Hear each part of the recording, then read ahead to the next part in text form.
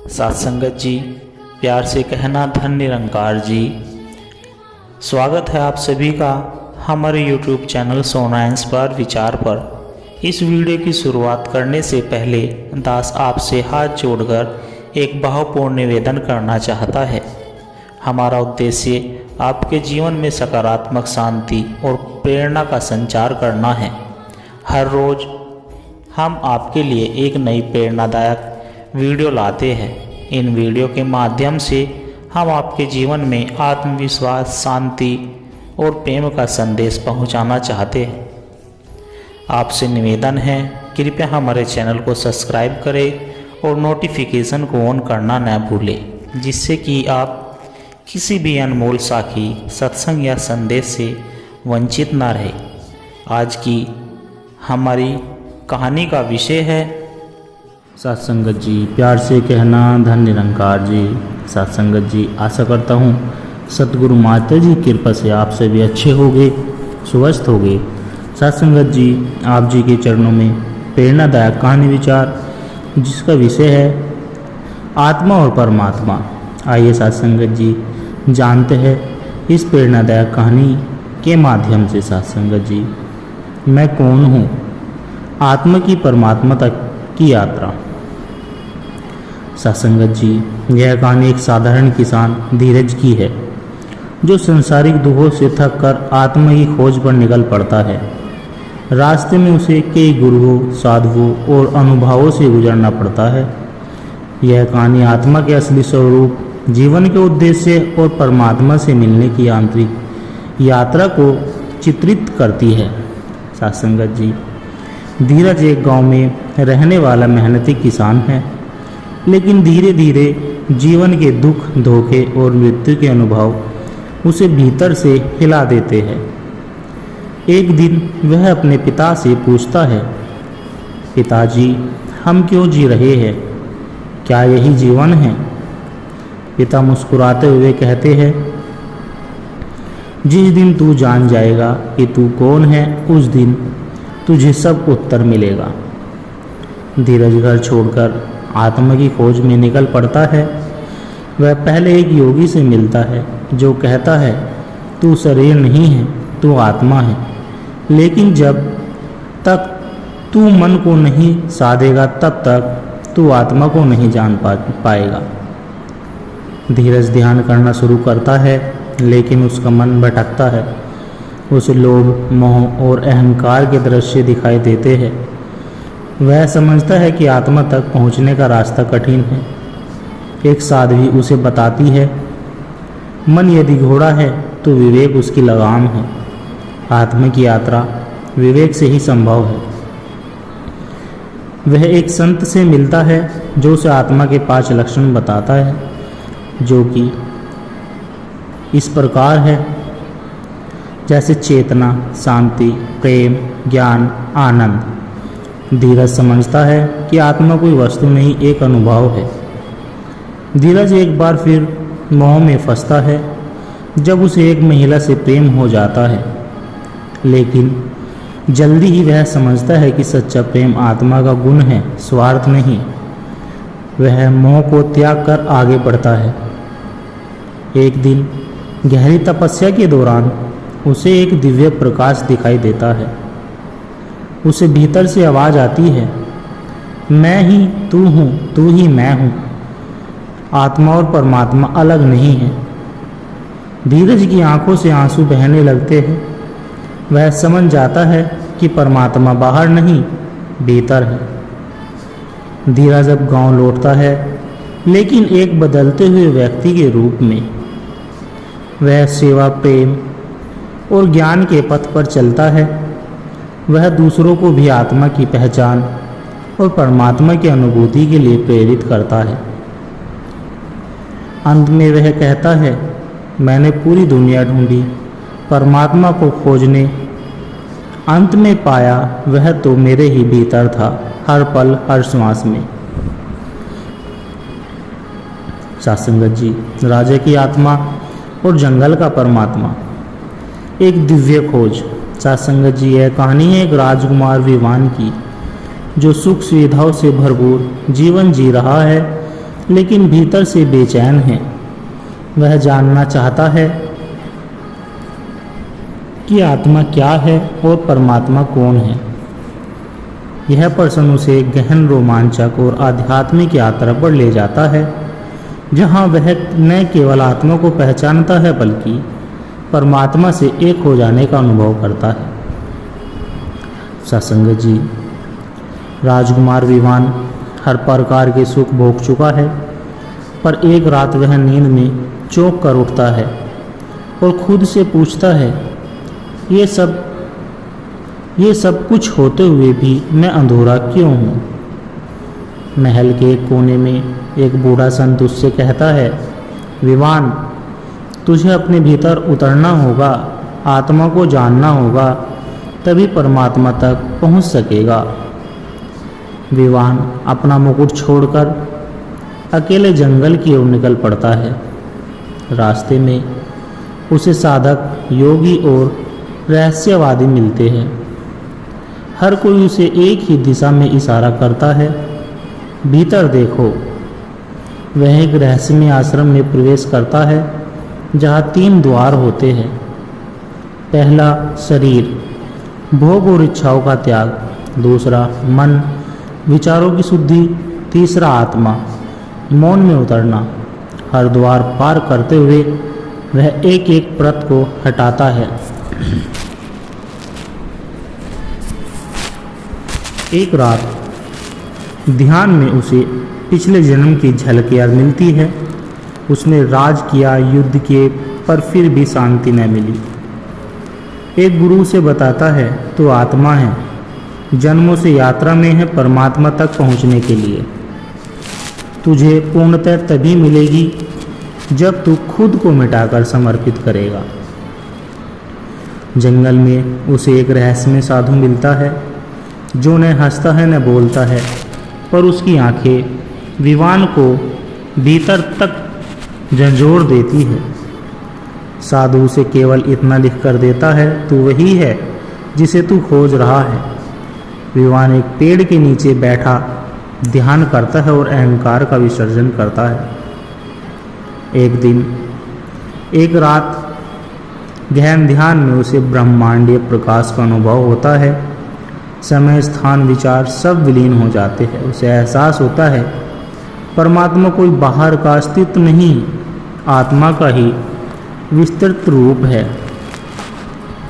विवान लौटता है, लेकिन अब राजा नहीं, एक ज्ञानी साधु बनकर।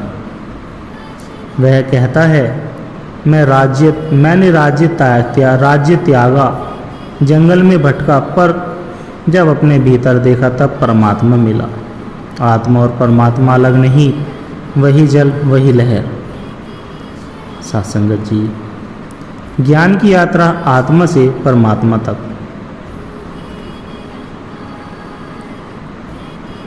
अर्जुन एक होशियार और तार्किक सोच वाला कॉलेज छात्र जीवन, आत्मा, परमात्मा जैसे शब्दों को बेवजह के धार्मिक भ्रम मानता है। एक दिन क्लास में प्रोफेसर समरजीत कहते हैं, विज्ञान जितना बाहर की खोज करता है, आत्मा उतनी भीतर की। आत्मा को जानना सबसे बड़ा विज्ञान है। अर्जुन चौंक गया और सवाल करता है, अगर आत्मा है तो उसका प्रमाण क्या है। प्रोफेसर उसे बताने लगते हैं, आत्मा चेतना है जो शरीर के बिना भी जागरूक है। शरीर बदलता है, आत्मा नहीं। यह जन्म जन्मांतर की यात्रा है। वह उदाहरण देते हुए कहता है कि जिस तरह बिजली बल्ब बदलने पर भी वहीं रहती है, वैसे ही आत्मा शरीर बदलने पर भी वहीं रहती है।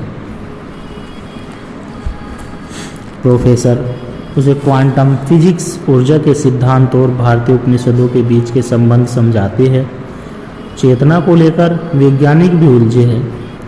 सपनों, मृत्यु के निकट अनुभवों, ध्यान की स्थिति सब आत्मा की उपस्थिति दर्शाते हैं। अब अर्जुन की जिज्ञासा बढ़ने लगी। अर्जुन छुट्टियों में गांव जाता है। नानी माँ उसे आत्मा और परमात्मा की कहानी सुनाती है। बेटा, आत्मा वो दीपक है जो अंदर जल रहा है और परमात्मा वो सूरज है जिससे वह रोशनी आई है। वह कहती है, जिस दिन तू खुद से पूछेगा मैं कौन हूँ, उसी दिन तुझे परमात्मा का पहला स्पर्श होगा। अर्जुन ध्यान सीखता है और रोज बैठता है। धीरे धीरे उसे अनुभव होता है, विचार कम हो रहे हैं, अंदर एक शांति है। किसी को देखे बिना भी किसी की उपस्थिति महसूस होती है।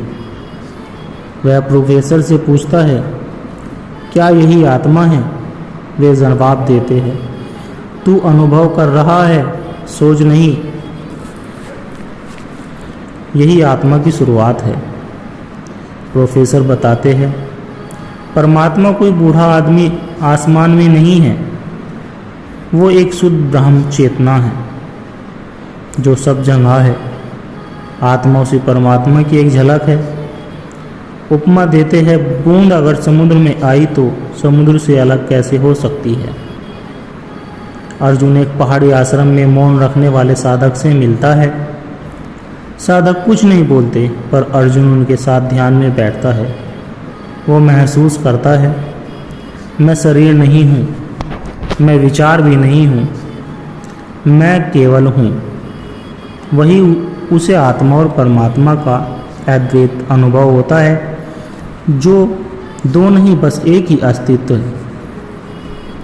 अर्जुन अब वैज्ञानिक सोच के साथ आध्यात्मिक को जोड़ता है। वह कॉलेज में कॉन्स्टिट्यूशन क्लब शुरू करता है, जहां छात्र आत्मा, ध्यान, जीवन और परमात्मा जैसे विषयों को तर्क और अनुभव के साथ सीखते हैं। वह कहता है, शुरुआत मैंने सवाल से की थी, अब मैं मौन हूँ, क्योंकि जवाब शब्दों में नहीं अनुभव में है। साथ संगत जी, साधक की मौन यात्रा आत्मा से परमात्मा तक। स्वरानंद एक गांव का युवक है जो जन्म से ही बहुत भावुक और शांत प्रवृत्ति का होता है। एक दिन वह नदी किनारे बैठता है और भीतर से आवाज़ आती है, अब बोलना बंद कर, भीतर उतर। परमात्मा मौन में छिपा है। वह सब कुछ छोड़ देता है और मौन व्रत लेकर निकल पड़ता है। एक पहाड़ी क्षेत्र में उसे एक वर्द महासिद्ध गुरु मिलते हैं जो बोलते नहीं। उनसे कहता है, मैं आत्मा को जानना चाहता हूँ और परमात्मा से मिलन भी। गुरु से हिलाते हैं और एक श्लोक लिख कर देते हैं, मौन पर तप। मौन से ही आत्मा प्रकाशित होती है। यात्रा शुरू होती है मौन, ध्यान और त्याग की। स्वरानंद एक गांव में आता है जहां एक छोटी बच्ची देवकी उसे भूखी मिलती है। वह पहली बार सेवा करता है बिना बोलने के। देवकी उसकी आंखों में देखकर कहती है, आपके पास कोई शब्द नहीं, फिर भी शांति है। आप तो साधक हो ना। उसे पहली बार समझ आता है, आत्मा बोलती नहीं प्रकाशित होती है। एक एकांत कुटिया में स्वरानंद गहरी ध्यान साधना करता है। सांसें बंद हो जाती है, विचार रुक जाते हैं, शरीर का अनुभव मिटने लगता है। अचानक उसे एहसास होता है, मैं देह नहीं हूँ, मैं स्वर नहीं हूँ, मैं बस हूँ, मैं आत्मा हूँ। वह आंसुओं से भीग जाता है। अब गुरु वेदांत आश्रम भेजते हैं, जहाँ अंतिम साधना होती है 24 घंटे मौन में ध्यान। बिना कोई नाम रूप विचार उसे भीतर गूंजता है, जो तू देख रहा है वो तू ही है। तू आत्मा है और परमात्मा तेरा ही विराट रूप है। वह महसूस करता है, सब जीवों में वही एक आत्मा है, सब रूपों में वही परमात्मा है। मैं और तू दो है ही नहीं। स्वरानंद अब गांव लौटता है, शांत, सरल और सेवा में लीन। वह किसी को उपदेश नहीं देता, बस मौन में बैठता है। लोग उसके पास आते हैं और उसकी मौन उपस्थिति में रोने लगते हैं, बदलने लगते हैं, क्योंकि वह अब आत्मा से परमात्मा तक की यात्रा कर चुका है। वह स्वयं उपस्थित परमात्मा बन गया है। लोग उसे स्वामी मौनानंद नाम देते हैं। देवकी अब युवा हो चुकी थी और वह आश्रम की सेवा करती। स्वामी मौनानंद अपने अंतिम दिनों में एक पंक्ति लिखकर छोड़ते हैं, मैंने खुद को खोकर उसे पाया, फिर पाया कि मैं वही हूँ। आत्मा जब पूरी तरह शुद्ध हो जाए तब उसमें परमात्मा उतरता नहीं, प्रकट हो जाता है। सत्संगत जी, भीतर का मंदिर। बहुत समय पहले हिमालय की वादियों में एक युवा साधु रहता था। उसका नाम शिवानंद था। वह बचपन से ही आत्मा और परमात्मा के प्रश्नों से जूझता आया था। उसने शास्त्र पढ़े, प्रवचन सुने और महान संतों से मिल चुका था, लेकिन उसकी आत्मा संतुष्ट नहीं थी। एक दिन वह एक वृद्ध योगी से मिला। शिवानंद ने पूछा, गुरुदेव, क्या आप मुझे परमात्मा दिखा सकते हैं? और आपने भी परमात्मा को देखा है? योगी मुस्कुराए और बोले, न देखा है न देख सकता हूँ, क्योंकि जिसे देखा जा सकता है वह परमात्मा नहीं, तो फिर जानूं कैसे? शिवानंद ने पूछा, मौन में उतर जा, भीतर का मंदिर खोज।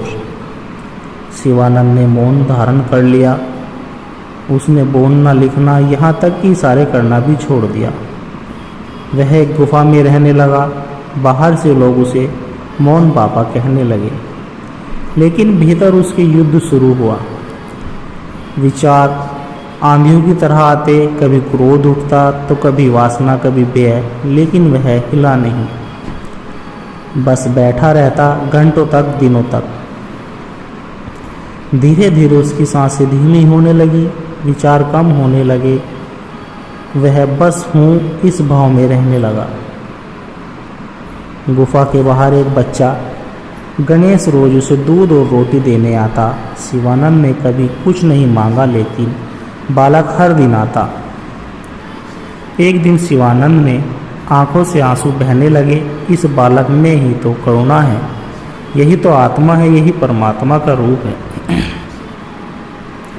उस दिन पहली बार उसने महसूस किया, परमात्मा कोई सिद्धि नहीं, कोई शक्ति नहीं, वह प्रेम है, सेवा है, मौन है। 20 वर्षों के मौन के बाद एक दिन शिवानंद ध्यान में बहुत गहरे उतर गए। वह न शरीर था, न विचार, न भावना, बस एक अनंत मौन था, एक प्रकाश, एक असीम शांति।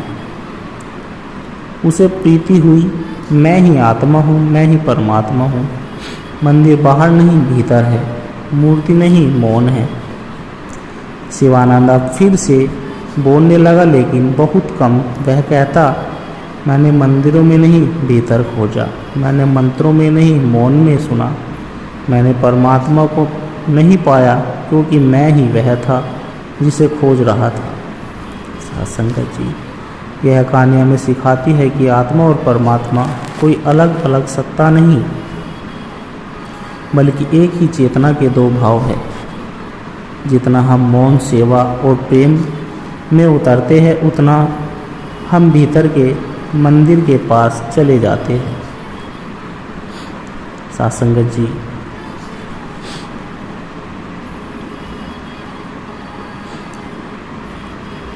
अंत यात्रा आत्मा से अनंत की ओर। नीलकंठ एक उच्च शिक्षित धनवान युवक, जो जीवन के हर भौतिक सुख के बाद भी भीतर में खाली था। वह हर रोज पूछता, मैं कौन हूँ? क्या यही जीवन है? खाना कमाना, सोना, मर जाना। उत्तर की तलाश में एक यात्रा के दौरान वह एक वृद्ध साधु से मिला, जो एक बर्फीली गुफा में ध्यान मग्न थे। साधु ने आंखें खोलकर सिर्फ इतना कहा, जब तक तू बाहर खोजता रहेगा तब तक मिलेगा नहीं, भीतर जा, मौन बन। नीलकंठ ने वही किया। वह उसी गुफा में रहने लगा और स्वयं को जानने की कोशिश शुरू की। शरीर दुखता, मन भटकता, विचार तड़पाते, कभी वासना की लहरें, कभी बचपन की स्मृतियाँ। कभी भय, लेकिन नीलकंठ बैठा रहा। हर दिन उसने लिखा, मैं नहीं जानता कि मैं कौन हूँ, पर अब मैं खोज रहा हूँ। महीने बीते, साल बीते। एक रात ध्यान में डूबे नीलकंठ को अनुभव हुआ, वह कोई विचार नहीं है, वह कोई नाम नहीं है, वह कुछ है शुद्ध होना। कोई पहचान नहीं, कोई रूप नहीं, बस एक मौन प्रकाश जिसमें सब कुछ विलीन है। वह काँप गया, क्या यही आत्मा है? गुफा से लौटते हुए उसे एक भूखी महिला मिली जो बीमार थी। उसने पहली बार बिना किसी स्वार्थ के सेवा की। उसकी आंखों में आभार था, जैसे परमात्मा उसी में बैठा हो। नीलकंठ को भीतर से आवाज आई, जिसे तू खोज रहा था वह हर रूप में है, हर जीव, हर धड़कन में मैं ही हूँ। अब नीलकंठ, जिसने गुफा में मौन साधना की थी, गांव में सेवा करता है। वह कुछ नहीं कहता, लेकिन उसकी आंखों में परम शांति है। लोग उसे ज्ञानी बाबा कहते हैं। एक बार एक बालक ने पूछा, बाबा क्या आपने परमात्मा देखा है? नीलकंठ मुस्कुराए और बोले, जब मैं था तब वो नहीं था, अब वह है, मैं नहीं। अब जो है वही परमात्मा है, वही आत्मा भी है। साथ संगत जी, कहानी से हमें यह शिक्षा मिलती है कि यह कहानी दर्शाती है कि आत्मा और परमात्मा अलग नहीं है। खोज बाहर नहीं, भीतर होती है। और जब हम मौन, ध्यान और सेवा में उतरते हैं तो हम न केवल अपने स्वरूप को पहचानते हैं, बल्कि उस परम सत्य से एक हो जाते हैं। सत्संगत जी, दास के द्वारा कहे गए प्रेरणादायक कहानी विचार आप जी को अच्छे लगे हो तो वीडियो को लाइक करें, कमेंट करें और शेयर करें। और दास के चैनल सोना इंस्पायर विचार को सब्सक्राइब जरूर करें। और दास को आशीर्वाद दे, हर रोज़ आप जी के चरणों में ऐसे ही प्रेरणादायक कहानी विचार लेकर आता हूँ। साथ संगत जी, प्यार से कहना, धन्य निरंकार जी।